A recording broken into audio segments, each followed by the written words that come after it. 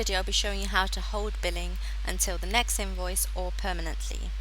To completely hold invoicing for a matter, click on Clients, Clients and Matters, click on the matter name, and under the General tab we have a Hold Billing checkbox. You can select this, click Save. Now to hold entries until the next invoice, you can click under Invoices, Drafts, click on the amount to edit the draft, click on the Time tab, and click Edit next to each of the individual time entries that you wish to hold.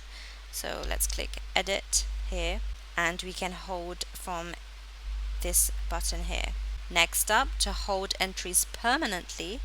In order to hold entries permanently, they cannot be on a draft invoice. So first, void any draft invoices with the entries on them by clicking under the Invoices draft screen and clicking on the draft invoice and clicking Void.